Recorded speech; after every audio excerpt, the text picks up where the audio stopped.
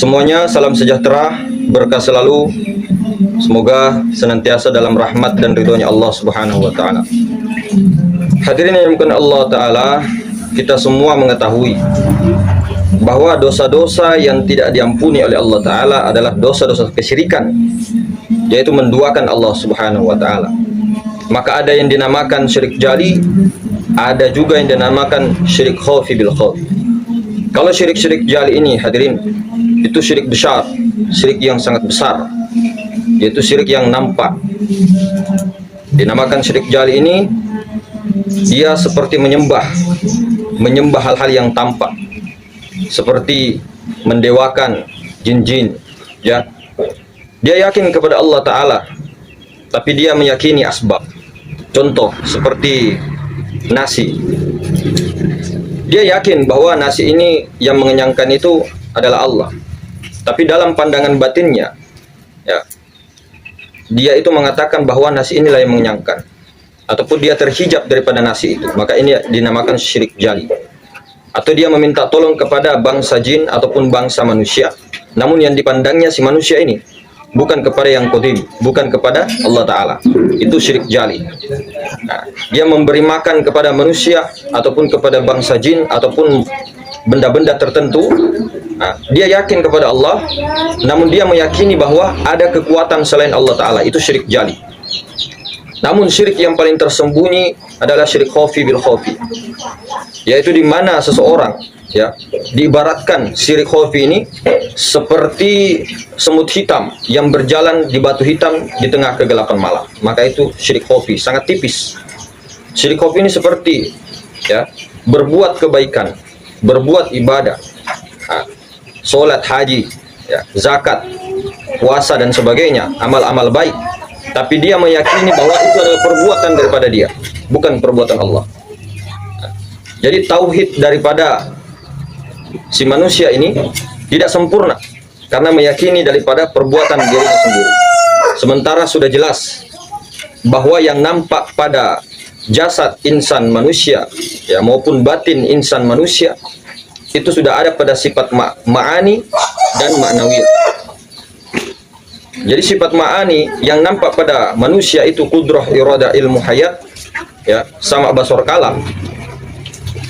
Itu sudah jelas pada batang tubuh. Kudrah kepada tubuhnya, irada kepada hatinya, ya, ilmu kepada nyawanya, kemudian hayat kepada rahasianya, yaitu ruhani. Maka dikatakan orang-orang yang tidak bertauhid ataupun tidak meyakini bahwa surat Al-Ikhlas itu sebagai lambang ketauhidan, maka dia akan tidak mengerti dengan perlakuan perbuatan-perbuatan Allah. Jadi perbuatan alam semesta, di alam semesta, baik di diri maupun di semua orang, gerak dan diam perbuatan makhluk, ya, perbuatan si hamba, ya, itu adalah perbuatan Allah murni. Begitu juga perbuatan-perbuatan daripada dirinya, dia tidak meyakini bahwa itu adalah perbuatan Allah. Maka ini adalah syirik khafi bil khafi. Tidak meyakini bahwa kehendak-kehendak yang daripada hatinya, ya, kemudian nama-nama yang ada pada hatinya, yang ada pada kolbunya, tidak meyakini bahwa semua itu adalah nama-nama Allah, asma-asma Allah, kehendak-kehendak Allah. Nah, kemudian keilmuannya dikiranya dengan ikhtiarnya dia belajar, ya, dia meyakini bahwa itu semua adalah ilmunya. Kemudian hayatnya, kehidupannya, dia yakini bahwa itu adalah kehidupannya. Jadi tauhid dalam perbuatan tidak, kemudian dalam asma tidak, dalam sifat-sifat tidak, apalagi kalau zat. Maka semua yang ada pada diri insan itu sejati, bahkan alam semesta, itu adalah af'al, nama dan sifat. Nah, zatnya itu esa dengan alam semesta itu tadi. Maka kalau kita tarik tubuh, hati, nyawa, rahasia, itu adalah zat, sifat, asma dan af'al, perbuatan pada syariat, thariqah, hakikat, ma'rifah. Jadi syariat perbuatannya pada batang tubuh, ya, thariqah perbuatannya pada hati, kolbu, kemudian hakikat perbuatannya pada nyawa, sifat, kemudian perbuatan ma'rifatullah, ya, ma'rifatullah itu ada di zat. Nah, zat ini adalah zat yang maha suci, yang satu-satunya wajib wujud di dalam sifat-sifatnya, ya, yaitu alam semesta dan seluruhnya, wajib juga ada pada nama-namanya, dan wajib ada pada perbuatan alam semesta dan seluruhnya. Jadi ma'rifatullah itu apa? Mampu membedakan yang qadim dengan muhaddas, mampu membedakan yang terdahulu, ataupun orang yang mampu membedakan makhluk, yang mana kholik, yang mana makhluk. Maka orang-orang yang sudah mengetahui tauhid esa, ya, taruhlah sudah bertauhid, itu memandang sesuatu segala daripada yang qadim, segalanya daripada yang maha suci. Nur Muhammad daripada nur ilahi daripada Tuhan. Dia memandangnya esa. Maka inilah yang disebut orang-orang ma'rifatullah, dalam rasanya, dalam pandangannya, dalam duduknya, dalam kesadarannya. Namun orang-orang yang belum ma'rifat, dia memisahkan antara muhaddas dengan yang qadim. Maksudnya memisahkan bagaimana? Yang dia lihat adalah makhluk, ya, alam semesta dan seluruhnya termasuk diri. Ya, kalau kita dalam pandangan kenyataan, dalam pandangan syariat, lalu kita pisahkan, ya, ada hamba dengan Tuhan itu sendiri, ada kholik dengan makhluk. Tapi di dalam pandangan hakikat, kalau sudah duduk di dalam ketunggalan, maka tidak ada lagi yang dinamakan muhaddas dalam pandangan batin.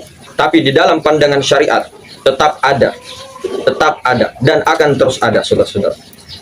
Ketika kita menunjuk sesuatu, ya, ini tembok, ini pintu, itu jelas-jelas muhaddas, saudara. Tapi di dalam pandangan batin, ketika orang sudah esa menunggal, ya, sudah ahad, duduk di dalam keahadian, dia tidak memandang itu daripada segala tembok, dia tidak memandang lagi temboknya, dia tidak memandang lagi daripada makhluknya, tapi dia memandang si tembok ini, si alam semesta ini, si manusia ini esa dengan zat yang maha suci. Karena zat tidak bisa bercerai dengan sifatnya, sifat tidak bisa berdiri tanpa zat, karena sifat ini adanya sifat untuk menjelaskan daripada zat. Maka jangan ragu, jangan pernah ragu mengatakan bahwa yang nyata hanya Allah. Maka ketika kita mengatakan bahwa yang nyata adalah diriku, yang ada hanya aku, akunya kita, maka Allah menjadi rahasia, Tuhan menjadi rahasia kepada hamba. Akan tetapi ketika dia sudah mengenal dirinya, dia sudah mengenal dirinya tiada, yang ada hanya Allah, maka dia betul-betul tiada, yang ada hanya Allah. Jika diri merasa tiada, jika diri tiada, yang ada hanya Allah. Jika Allah tiada, yang ada hanya dirinya. Maka dalam pandangan perspektif ini, ketika orang itu mengatakan bahwa dia yang melihat, dia mendengar, maka Allah itu tiada. Dia menghijab Allah dengan keakuan dirinya. Akan tetapi ketika dia menghilangkan dirinya, meleburkan dirinya, berserah diri total kepada Allah, bahwa ini hak Allah, ini wujudnya Allah, ini sifatnya Allah, itu zatnya Allah. Maka cara pandang orang-orang arif billah, orang-orang ma'rifatullah yang duduk di dalam ketunggalan, dia itu cara pandangnya langsung tembus ke zat yang maha suci. Karena kenapa? Zat yang maha suci, yang maha berdiri sendiri ini, qiyamu ta'ala binafsi, yang menggerakkan semua alam semesta dan seluruhnya, sifat-sifatnya, asmanya dan afalnya. Karena afal ini perbuatan, kemudian nama dan sifat, itu zat yang menggerakkan itu semua, saudara. Kelihatannya, ya, kelihatannya ayam bergerak, kelihatannya tangan bergerak, tapi kalau ditembuskan sampai ke zat yang maha suci, sang maha ruang, maka itulah yang menggerakkan. Maka pantaslah ketika orang arif billah memandang, itu pandangannya berterus kepada zat yang maha suci, zat yang berdiri sendiri, bukan kepada sifat, bukan kepada afal dan nama itu sendiri. Dia tidak tertahan kepada si makhluk itu, dia langsung memandang zat yang maha suci. Makanya dia leburkan semua, hancurkan tubuh, ya. Karena orang-orang yang syariat ketika memandang seseorang bergerak, yang dia lihat adalah, oh, orang itu bergerak karena dia terhijab, dia belum terbuka kasyaf, ya, dia belum di muka syafa, belum dibukakan hijabnya oleh Allah. Dia melihat perbuatan si makhluk, perbuatan tubuh makhluk itu bergerak, sehingga dirasanya itu selalu sumpah, dirasanya itu selalu mengeluh, selalu terhijab dengan itu semua. Padahal semua adalah perbuatan-perbuatan Allah, tapi dia terhijab, yang dia lihat adalah perbuatan tubuh. Tapi kalau orang-orang thariqah, dia melihat bahwa itu bukan perbuatan tubuh, geraknya tangan bukan perbuatan tubuh, itu gerakannya perbuatan daripada kolbunya. Nah, tempatnya daripada iradah Allah, sifatullah. Tapi kalau orang-orang hakikat, dia melihat bukan daripada kolbunya, tapi itu orang bergerak karena guru sejatinya, yaitu nyawa, yaitu sang Rasul di dalam diri. Ya. Itu orang-orang hakikat. Tapi orang-orang ma'rifatullah melihat dengan pandangan zat yang maha suci. Semuanya tubuh, hati, nyawa, rahasia lebur, maka yang ada hanya zat yang berdiri sendiri yang menggerakkan itu semua. Sifat asma dan af'al hanyalah bayangan-bayangan daripada zat yang maha suci, saudara-saudara. Jangan tertipu. Maka dengan ini kita sudah paham awal-awal untuk bergerak perjalanan menuju menyerahkan kepada Allah, maka tauhidnya melalui tauhidul af'al, perbuatan-perbuatan gerak dan diam alam semesta pada diri, ya kepada semuanya. Betul-betul dirasa, bukan hanya diucapkan. Jadi bukan hanya kita paham kemudian kita sudah ma'rifatullah. Sangat tidak masuk akal dan tidak dibenarkan. Seseorang kalau sudah duduk di ma'rifatullah, mulai dari dia tauhid af'al, tauhid asma, tauhid sifat dan tauhid zat, maka dia itu tidak lagi memandang daripada perbuatan-perbuatan makhluk, sifat-sifat makhluk, nama-nama makhluk. Yang dia pandang hanya zat yang wajib ada. Jadi tunggal, tidak lagi melihat perbuatan-perbuatan itu. Maka hadirin yang bukan Allah Ta'ala, maka orang-orang yang ma'rifatullah sejatinya, orang-orang yang betul-betul duduk di ma'rifat, dia pasti mengikuti uswatun hasanah, yaitu orang-orang terdahulu yang telah sukses, terutama insanul kamil mukammil, yaitu baginda Nabi Sallallahu Alaihi Wasallam. Begitupun para sahabat, begitupun para wali-wali Allah Ta'ala. Dan tidak ada orang-orang yang sudah sukses di ma'rifatullah itu tidak mengamalkan daripada kenyataan-kenyataan di syariat, thariqah, hakikat, dan ma'rifatullah. Maka semakin sempurna dia punya ma'rifat, semakin sifatnya sifat terpuji, karena dia menjadi Muhammad. Jadi bukan menjadi dirinya. Nah, Muhammad ini siapa? Muhammad itu adalah Muhammad hakiki, adalah Nur Muhammad itu sendiri. Nah, Nur Muhammad ini adalah esa dengan zat yang maha suci. Jadi Muhammad itu bukan kita, tapi Muhammad adalah bayangan wujud daripada Allah Ta'ala. Jadi ketika seseorang memandang Muhammad, memandang dirinya Muhammad, memandang orang alam semesta Nur Muhammad, nah, sifatullah, maka dia akan mengerti, jelas dimengertikan oleh Allah bahwa itu esa dengan zat yang maha suci, yang berdiri sendiri. Maka dia tidak melihat lagi hijab-hijab yang ada. Dia langsung tembus, musyahadah terus, fana, hancur semua tubuh-tubuh yang bergerak, hati yang bergerak, nyawa yang bergerak, rahasia yang bergerak, hancur semua daripada nur daripada Tuhan. Dia langsung melihat zat yang maha suci. Yang mana? Yang maha ruang ini. Ketika tidak ada maha ruang yang kosong, yang maha segala ruang ini, maka tidak ada yang bisa bergerak, saudara. Angin digerakkan oleh sang maha ruang, zat yang maha suci. Api digerakkan juga, semut sebagainya, langit, bumi, semesta, bintang, matahari dan sebagainya digerakkan oleh zat yang maha suci, sang maha ruang. Maka itulah sebenar-benarnya yang nampak. Selain daripada zat yang maha suci, yang tiada berbentuk, tiada berupa, tiada berwajah, tiada berwujud itu, laisa kamitslihi syai' itu, maka semuanya adalah bayangan-bayangan daripada wujud Allah Ta'ala. Maka wujudnya adalah dirinya sendiri. Wujud karena wujud bayangannya. Alam semesta dan seluruh isinya serta diri ini adalah wujud bayangannya.